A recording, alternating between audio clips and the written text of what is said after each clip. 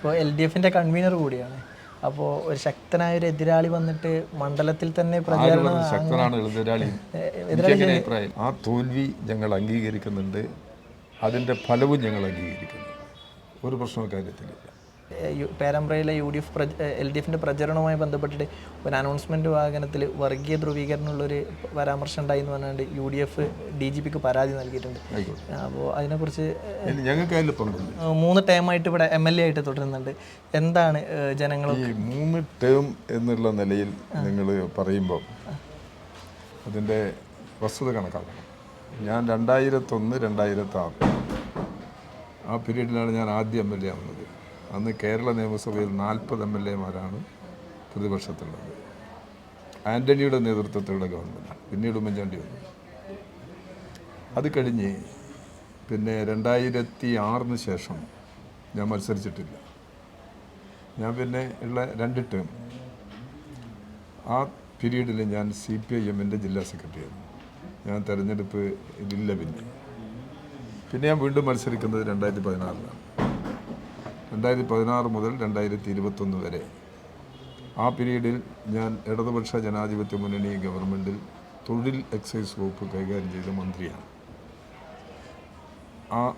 പിന്നീട് 2021 ഇലക്ഷൻ നടന്നപ്പോൾ വീണ്ടും ഞാൻ മത്സരിക്കണമെന്ന് തീരുമാനിച്ചു. എൻ്റെ ലീഡ് ഓരോ തെരഞ്ഞെടുപ്പിലും വർദ്ധിക്കുകയായിരുന്നു. 2021 തെരഞ്ഞെടുപ്പിൽ എൻ്റെ ലീഡ് 22,000 വോട്ടാണ്. 2016 4,000. അപ്പോൾ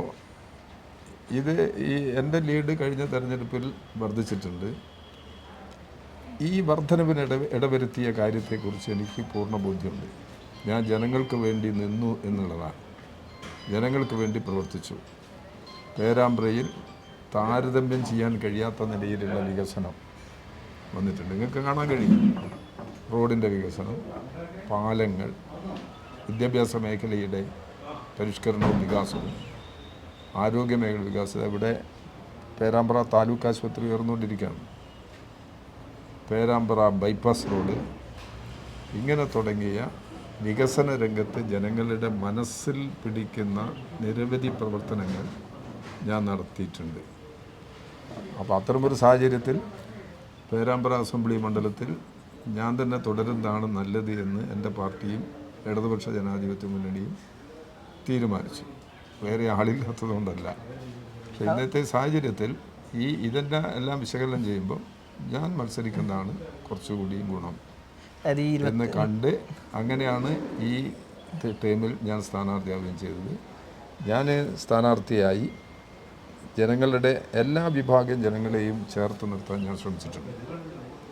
ഒരു രാഷ്ട്രീയ ഭിന്നതയും ആരോടും പ്രകടിപ്പിക്കാതെ ജനങ്ങളുടെ വളർച്ചയ്ക്ക് വേണ്ടി, ജനങ്ങളുടെ സംരക്ഷണത്തിന് വേണ്ടി എന്നാൽ കഴിയുന്ന കാര്യങ്ങളെല്ലാം ചെയ്ത് എന്നുള്ള വിശ്വാസം എനിക്കുണ്ട്. ആരെങ്ങനെ എടുത്താലും ഈ നിപ്പ വൈറസ് ബാധ ഈ പേരാമ്പ്രയിലാണ് തുടക്കം. വളരെ കർശനമായ നിയന്ത്രണം ഏർപ്പെടുത്തിയിരുന്നു. ഞാനും ശൈല ടീച്ചറാണ് ഇവിടെ കേന്ദ്രീകരിച്ചിരുന്നത്. നിപ്പ വൈറസ് ബാധ പിടികൂടിയത് ഇവിടെ ശങ്കരോത്ത് പഞ്ചായത്തിലെ സുപ്പിക്കടയിലാണ്. അപ്പോൾ ഇത് വ്യാപിക്കാതിരിക്കുന്നതിന് വേണ്ടി ഞങ്ങൾ പരമാവധി ശ്രമം നടത്തിയിട്ടുണ്ട്. അന്നിവിടെ ഒരു ഓട്ടോറിക്ഷ കയറിയാൽ ഒരു പേരാമ്പ്രക്കാരനാണ് അടുത്തിരിക്കുന്നത് പറഞ്ഞാൽ അപ്പിറങ്ങി പോകും. ബസ്സിലാണ് ഇരിക്കുന്നതെങ്കിൽ പേരാമ്പ്രക്കാരനാണെങ്കിൽ അങ്ങനെ പേരാമ്പ്രക്കാർക്ക് ഒരു ഭ്രഷ്ട് കൽപ്പിച്ചൊരു കാലമായിരുന്നു. അന്നത് മാറ്റുന്നതിന് വേണ്ടി ജനങ്ങളോടൊപ്പം നിന്ന് ജനങ്ങൾക്ക് വേണ്ടി ഞാൻ നിന്നു. ഈ ധാരണ, ഈ വിശ്വാസങ്ങളെല്ലാം ജനങ്ങൾക്കുണ്ട്. അപ്പോൾ 22,000 4,000 ഉള്ളത് 22,000, 22,000 ഉള്ളതിന് 30. അല്ല, ഞാൻ എത്ര എണ്ണമെന്നൊന്നും ഞാൻ പറയുന്നില്ല. ഞാൻ ഈ തെരഞ്ഞെടുപ്പിൽ പല രീതിയിലാണ് ജനങ്ങളുടെ മനോഭാവം ഉള്ളത്. അതുകൊണ്ട് ഞാൻ ജയിക്കുമെന്നുള്ളത് ഉറപ്പാണ്. ഇടതുപക്ഷം ജയിക്കാതിരിക്കാനുള്ള ഒരു സംഗതിയില്ല. ഇടതുപക്ഷ ജനാധിപത്യ മുന്നണി കേരളത്തിൽ സ്വീകരിച്ച നിലപാടുണ്ട്. ഗവൺമെൻറ്റിൻ്റെ വികസന പ്രവർത്തനങ്ങൾ. ഞാൻ ഈ തെരഞ്ഞെടുപ്പിൽ 2 വിഷയം എടുക്കുന്നത്. 1 വികസന പ്രവർത്തനം, 2 ജനക്ഷേമ നടപടി. ഇതിൻ്റെ തുടർച്ചയ്ക്ക് വേണ്ടി ജനങ്ങൾ വോട്ട് ചെയ്യണം എന്നാണ് ഞാൻ ജനങ്ങളോട് അഭ്യർത്ഥിക്കാനുള്ളത്. ഞാൻ ഒരാളെ കുറ്റപ്പെടുത്താനുമില്ല, എന്തെങ്കിലും വിവാദങ്ങൾ പറയാനില്ല. എനിക്ക് ഒരു രാഷ്ട്രീയ നിലപാടുണ്ട്. ആ രാഷ്ട്രീയ നിലപാടിൽ നിന്നുകൊണ്ട് അതിലൊരു വിട്ടുവീഴ്ചയില്ല. അതിൽ നിന്നുകൊണ്ട് ഞാൻ ജനങ്ങളുടെ ഐക്യത്തിന് വേണ്ടി മതനിരപേക്ഷതയ്ക്ക് വേണ്ടി നിലയുറച്ച് പ്രവർത്തിക്കുകയാണ്. അതിന് സഹായകരമായ നിലപാട് എൻ്റെ പ്രവർത്തനങ്ങളിൽ തുടർന്നുകൊണ്ടിരിക്കും. ഇപ്പോൾ എന്താ ഒരു യുവമുഖത്തെയാണ് UDF കളത്തിലിറക്കിയിട്ടുള്ളത്. അപ്പോൾ അപ്പോൾ അവർ വന്നതോടുകൂടെ മത്സരം ഒന്ന് ടൈറ്റായി എന്നുള്ളൊരു ഇല്ല വിശ്വാസമല്ല. മണ്ഡലത്തിലുള്ള ആളുകൾ ചേർത്ത് പഴയ പോലെ ഇത് വ്യക്തിപരമല്ല, ആളുകളുടെ ഒരു വലിപ്പ ചെറുപ്പമൊന്നുമല്ല ഇതിനകത്ത് പ്രശ്നം. ഇത് നാടിൻ്റെ പ്രശ്നമാണ്, ജനങ്ങളുടെ ജീവിതത്തിൻ്റെ പ്രശ്നമാണ്. അങ്ങനെ കാണണം തിരഞ്ഞെടുപ്പിന്. അതല്ലാതെ ഇത് വേറെ രീതിയിലുള്ള വ്യാഖ്യാനം നടത്തി അങ്ങനെ ചെയ്യുന്നത് ശരിയല്ല. ഞാൻ ഉയർത്തിപ്പിടിക്കുന്ന രാഷ്ട്രീയ നിലപാട് വികസന രംഗത്തും ജനക്ഷേമ നടപടികളിലും ഞാൻ സ്വീകരിച്ച നിലപാടിൻ്റെ അനുഭവം അത് ജനങ്ങൾക്ക്, ഞാൻ ഒരു അരനൂറ്റാണ്ട് കാലത്തെ രാഷ്ട്രീയ ജീവിതം ഇവിടെ ഉണ്ട് എനിക്ക് ഈ പേരാമ്പ്രയിൽ. അതുകൊണ്ടാണ് ജനങ്ങൾ നല്ല നിലയിൽ എന്നെ സ്വീകരിക്കുന്നത്. ഞാനൊരു തെറ്റും ചെയ്തിട്ടില്ല, ഞാനൊരു തെറ്റായ നിലപാട് സ്വീകരിച്ചിട്ടില്ല എന്ന ബോധ്യം ജനങ്ങൾക്കുണ്ട്. കക്ഷി രാഷ്ട്രീയം അതീതമായി 22,000 വോട്ടിന് ഞാൻ ജയിച്ചത് എനിക്ക് LDFൻ്റെ വോട്ട് മാത്രമല്ല, LDFന് പുറത്തുള്ള വോട്ടും നല്ല നിലയിൽ എനിക്ക് ലഭിച്ചിട്ടുണ്ട്. ഇല്ലെങ്കിൽ കഴിഞ്ഞ തെരഞ്ഞെടുപ്പിൽ 22,000 വോട്ടിൻ്റെ ലീഡ് എനിക്ക് കിട്ടില്ല. അങ്ങനെയുള്ള ആളുകൾ ഇത്തവണയും തെരഞ്ഞെടുപ്പിൽ വോട്ട് ചെയ്യും. ഇപ്പോൾ LDFൻ്റെ കൺവീനർ കൂടിയാണ്. അപ്പോൾ ഒരു ശക്തനായ ഒരു എതിരാളി വന്നിട്ട് മണ്ഡലത്തിൽ തന്നെ പ്രചാരണം ശക്തനാണ് എതിരാളി അങ്ങനെ അതൊരു രാഷ്ട്രീയ കൂട്ടുകെട്ടിൻ്റെ പ്രതിനിധിയല്ലേ. അവരല്ലെങ്കിൽ UDFൻ്റെ വേറെ പ്രതിനിധികൾ വരുമല്ലോ. എല്ലാ കാലത്തും UDFൻ്റെ ശക്തരായ നേതാക്കന്മാർ തന്നെ അല്ലെ ഈ മണ്ഡലത്തിൽ മത്സരിച്ചിട്ടില്ലേ. അതിനേക്കാൾ വലിയ ശക്തിയുള്ള ആളാണ് ഇപ്പോൾ വന്നതെന്നുള്ള പറയുന്നിരിക്കില്ല. അവർ ഒരു UDF ആണത്, UDF കൂട്ടുകെട്ടാണ്, അവരുയർത്തുന്ന രാഷ്ട്രീയ നിലപാടാണ്. ഞാൻ വ്യക്തിപരമായിട്ടല്ല ഇതിനെ കാണുന്നത്. UDFൻ്റെ രാഷ്ട്രീയ നിലപാടും LDFൻ്റെ രാഷ്ട്രീയ നിലപാടും BJPയുടെ രാഷ്ട്രീയ നിലപാടും ഇത് മൂന്നും കൂടി ചേർന്നിട്ടുള്ള ഒരു രാഷ്ട്രീയ പോരാട്ടമാണ്. അങ്ങനെ ഞാൻ ഈ തെരഞ്ഞെടുപ്പിനെ കാണുന്നു. അല്ല, അങ്ങനെ പറയുമ്പോഴും ഇപ്പോൾ വടകര ഈ ലോക്സഭാ തെരഞ്ഞെടുപ്പ് നടന്ന സമയത്തും കഴിഞ്ഞ പഞ്ചായത്ത് തെരഞ്ഞെടുപ്പ് നടന്ന സമയത്ത്, തദ്ദേശ തെരഞ്ഞെടുപ്പ് നടന്ന സമയത്തൊക്കെ ഈ പേരാമ്പ്രയിൽ ഇടതുപക്ഷത്തിന് കാര്യമായിട്ടുള്ള വോട്ട് ചോർച്ച ഉണ്ടായിട്ടുണ്ട്. അപ്പോൾ അത് ഈ നിയമസഭയിലും അതിലെന്താ പ്രശ്നം എന്ന് പറഞ്ഞാൽ, കഴിഞ്ഞ തദ്ദേശ സ്വയംഭരണ സ്ഥാപനങ്ങളിലേക്ക് നടന്ന തെരഞ്ഞെടുപ്പിൽ കേരള അടിസ്ഥാനത്തിൽ ഞങ്ങൾക്ക് പ്രതീക്ഷിച്ച വിജയം കിട്ടിയിട്ടില്ല. അത് യാഥാർത്ഥ്യമാണ്. ആ തോൽവി ഞങ്ങൾ അംഗീകരിക്കുന്നുണ്ട്, അതിൻ്റെ ഫലവും ഞങ്ങൾ അംഗീകരിക്കുന്നു.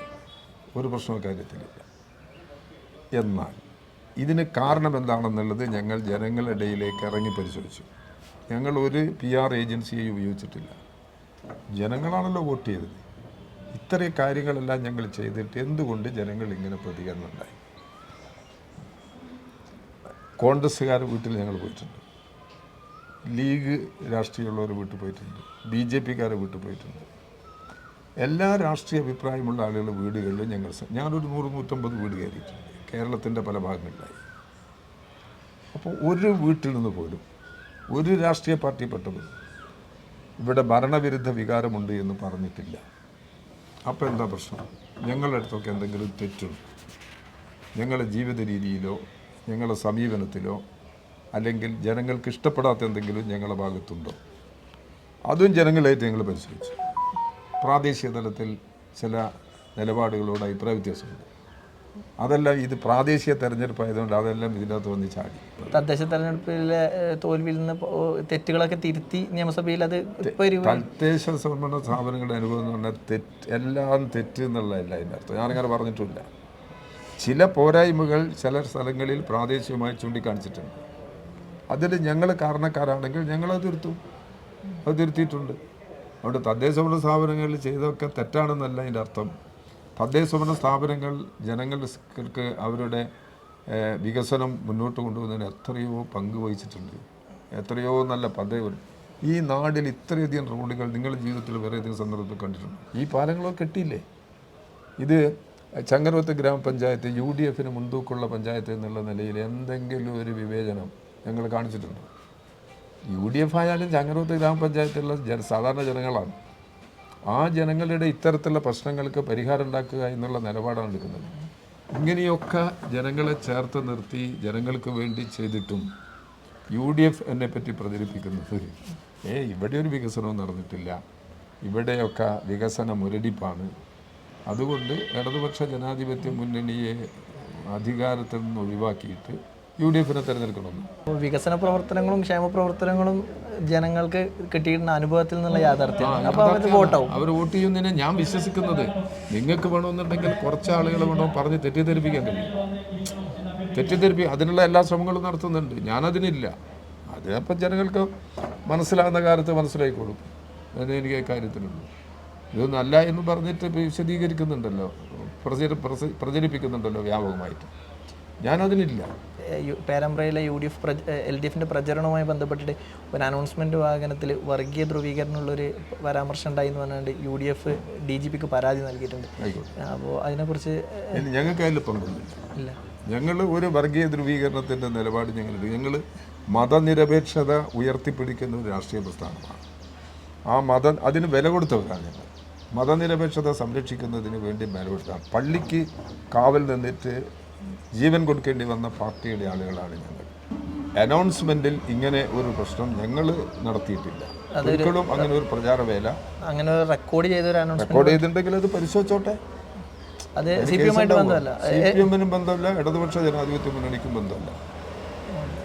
അങ്ങനെ ഉണ്ടെങ്കിൽ, അങ്ങനെ പ്രചരിച്ചിട്ടുണ്ടെങ്കിൽ അത് ഞങ്ങൾക്കതിൽ ബന്ധമില്ല. അങ്ങനെ ഒരു ധ്രുവീകരണത്തിൻ്റെ പ്രശ്നം ഞങ്ങളില്ല. ഞങ്ങൾക്ക് കഴിഞ്ഞ ഇലക്ഷനിൽ ധ്രുവീകരണം ഉണ്ടാക്കിയത് ആരാന്നുള്ളത് ഈ നാട്ടിലെ ജനങ്ങൾക്കറിയാം. ഒരു കാലത്തും ഈ പേരാമ്പ്രയിലെ തെരഞ്ഞെടുപ്പിൽ ഞങ്ങൾ ശക്തമായ പോരാട്ടം നടത്തിയിട്ടുണ്ട്. UDF-ഉം LDF-ഉം എല്ലാം. ഒരിക്കലും വർഗീയമായ ഒരു ചേരിതിരിവുണ്ടാക്കാൻ ആരും ശ്രമിച്ചിട്ടില്ല. UDF-ൻ്റെ ഭാഗത്തുനിന്ന് ശ്രമിച്ചിട്ടില്ല, LDF-ൻ്റെ ഭാഗത്തുനിന്ന് ശ്രമിച്ചിട്ടില്ല. ഞങ്ങൾ വളരെ സൗഹൃദമായിട്ടാണുള്ളത്. ഇവിടെ പള്ളിക്ക് ഞങ്ങളെ ആളുകൾ എറിഞ്ഞു, അവർ അബദ്ധത്തിൽ പറ്റിപ്പോയതാണ്. എന്നാലും അങ്ങനെ ഒരു ആരോപണം ഉണ്ടായ സമയത്ത് അവിടെ ഞാൻ പള്ളിയിൽ ചെന്നു. എന്നിട്ട് അവർ വികാരം എന്താണെന്ന് മനസ്സിലാക്കി. ഞങ്ങളെ ആളുകൾ ചെയ്തതല്ലത്. എങ്കിൽ പോലും CPM പള്ളിക്കെറിഞ്ഞ് എന്ന് പറഞ്ഞിട്ട് ആക്ഷേപം വന്ന സമയത്ത് ഞാൻ പള്ളിയിൽ പോയി എന്താണ് വസ്തുത എന്ന് പറഞ്ഞു. എനിക്കിവിടെയുള്ള ലീഗിൻ്റെ നേതൃത്വത്തിലും മതത്തിൻ്റെ ആളുകളോടൊക്കെ എനിക്ക് നല്ല സൗഹൃദ ബന്ധമാണ്. ഒരു മതത്തിൻ്റെ പേരിലും ഞങ്ങൾ വേർതിരിക്കാനില്ല. ഇവിടുത്തെ ലീഗിൻ്റെ പ്രധാന നേതൃത്വത്തിലുള്ള ആളുകളൊക്കെ ആയിട്ട് അങ്ങേയറ്റത്തെ സ്നേഹബന്ധവും സൗഹൃദവും. അതുകൊണ്ട് ഞാനില്ല, അങ്ങനെ ഒരു വേർതിരിവ്, ഒരു ചേരിതിരിവ് സൃഷ്ടിക്കാൻ ഞാനില്ല. അതാണ് എൻ്റെ നിലപാട്. എൻ്റെ നിലപാട് എന്ന് പറഞ്ഞാൽ CPM-ൻ്റെ നിലപാടാണ്, ഇടതുപക്ഷ ജനാധിപത്യങ്ങളുടെ നിലപാടാണ്. അപ്പോൾ ജനക്ഷേമ പ്രവർത്തനങ്ങളും വികസന പ്രവർത്തനങ്ങളും വോട്ടാകുമെന്ന് ഉറച്ച പ്രതീക്ഷയിൽ തന്നെയാണ്. ഏതായാലും എല്ലാവിധ വിജയാശംസകളും നേരുന്നു. Thank you. സന്തോഷം. ശരി.